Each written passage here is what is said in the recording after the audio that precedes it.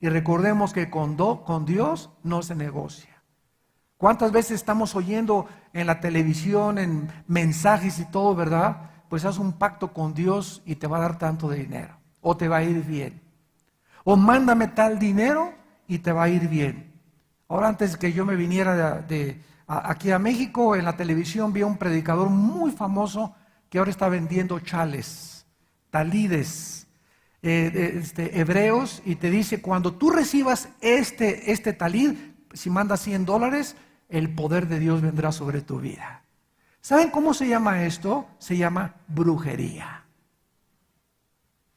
Hay otro que dijo, me voy a quitar, y esto es en la iglesia de las más grandes que hay en Estados Unidos, de personas que son con mucha reputación. Se quitó su saco, muchos dicen, caray, ¿es posible esto? Esto es lo que está pasando.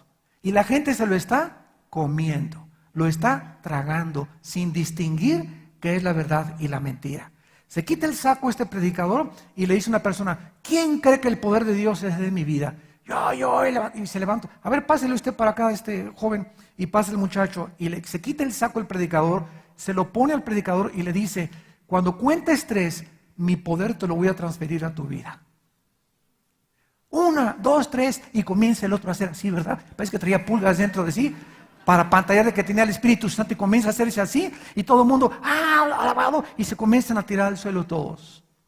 Eso está pasando en las iglesias, y los cristianos, como dice la Biblia, consienten en eso. ¿Por qué? Porque no conocen la palabra de Dios, están siendo engañados. Es al grado al que hemos llegado. Hay una fe, hay un arrepentimiento que no es real, hay una fe que no es real. Este hombre aparentemente quiso seguir a los apóstoles, pero sus motivos eran el dinero. Cuando comenzó a ver que cuando imponía las manos el Espíritu Santo, quiso comprar el don. Y dice el versículo 20, entonces Pedro, y escúchenme esto, predicadores que lo escuchan y pastores que me escuchan por toda Latinoamérica. Escuchen esto aunque no me inviten a su iglesia. Entonces Pedro le dijo, tu dinero perezca contigo porque has pensado que el don de Dios se obtiene con dinero. Cuidado con ustedes, cuidado hombres de Dios, cuidado cristianos, cuando ustedes quieren con dinero comprar algo de Dios. Pedro y Juan en Hechos capítulo 3 llegaron al templo y le dijeron al ciego, no tenemos oro ni plata, mas lo que tenemos te damos. En el nombre de Jesús Nazaret, párate. No le dijeron, haz un pacto con Dios. O te mando este chalito y póntelo arriba y te vas a comenzar a parar. O te mando este pañuelo que está ungido por el Espíritu Santo, por el Padre, por la Virgen del Socorro y la Macarena. Y te lo pones el pañuelito ungido y aquí está a $10 el pañuelito ungido. O mande $25 y les mando esto a través de la brujería. La brujería ha entrado a la iglesia.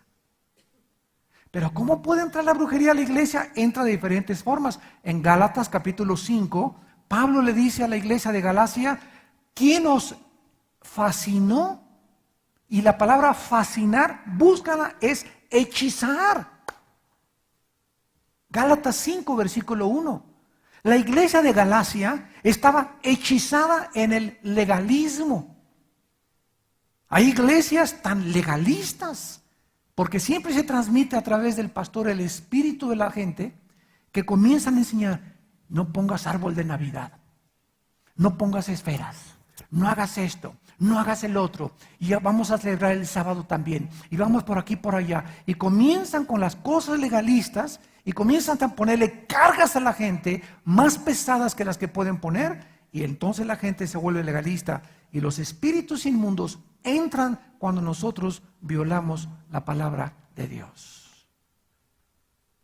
Ahora está entrando a través del engaño, los falsos milagros, el espíritu de brujería a las iglesias. Dice en Santiago capítulo 2, versículo 17, Santiago 2, 17, la fe, si no tiene obras, es muerta en sí misma. Y vamos a ver las obras de la fe. Y dice el versículo 19, ¿tú crees que Dios es uno? Yo le podría poner aquí, ¿verdad? Si el diablo no es ateo. No, es una persona me dijo, yo creo en Dios. Le dije, si el diablo no es ateo, el diablo también cree en Dios. El ateísmo no es el problema. La pregunta es, ¿en qué Dios crees tú? ¿Tú crees en Dios? Dice la Biblia, bien haces, también los demonios creen. Y te ganan porque además tiemblan ante Dios. Cuando Jesús entró a la sinagoga en capítulo 4 de Lucas, ¿quiénes fueron los primeros que lo reconocieron en la sinagoga a Jesús? Los demonios. Sabemos quién eres tú, el Hijo de Dios, y vienes a atormentarnos antes de tiempo. Ellos confesaron que Él era el Hijo de Dios, sabían que Él era el Hijo de Dios. Entonces no basta con decir Jesús es el Hijo de Dios y me persino en el nombre del Padre, Hijo y del Espíritu Santo y saco mi estampita de Santadeo. No bastan estas cosas para poder llamarse cristiano. Dice el versículo 26, porque como el cuerpo sin espíritu está muerto, la fe sin obras también está muerta. Esta fe es la fe de los demonios. La fe que dice creo, pero no hace. Un ejemplo. Dice Efesios 5, maridos, amen a vuestras mujeres, como Cristo amó la iglesia. Yo voy a la iglesia, soy diácono, o canto, o no sé, tengo algún puesto, pero en mi vida privada, ¿amo a mi esposa? Porque el hogar es el gimnasio del cristianismo. En el hogar es donde Dios nos entrena. No en la iglesia, en el hogar es el gimnasio de Dios. ¿Cómo trato a mi esposa? ¿Cómo trato a mis hijos? Mi negocio, soy honesto en mi negocio, soy íntegro en mis negocios, estoy abierto en mis negocios, pago mis impuestos en mis negocios, estoy abierto delante de Dios. Si yo digo algo y no hago lo que yo creo, me comienzo a desintegrar. Y los psicólogos tienen una palabra muy interesante que se llama múltiples personalidades o desórdenes de personalidades múltiples. Cuando una persona comienza a llamársele psicológicamente esquizofrénica. La palabra esquizofrenia significa mente dividida en el griego. Esquizofrenos, mente dividida. Esta persona tiene una mente en la iglesia y en la iglesia camina como San Crisóstomo. Y llega como San Crisóstomo y saliendo de la iglesia le dice a la esposa, métase el carro, me la surto.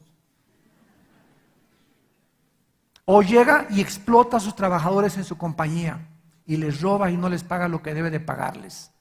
O comienza a hacer cosas que, ¿verdad? Es adicto a la pornografía, pero dice que es cristiano. Es una persona que dice algo, sin embargo, no hace lo que él dice, no tiene. En tercer lugar vemos que no hay convicciones.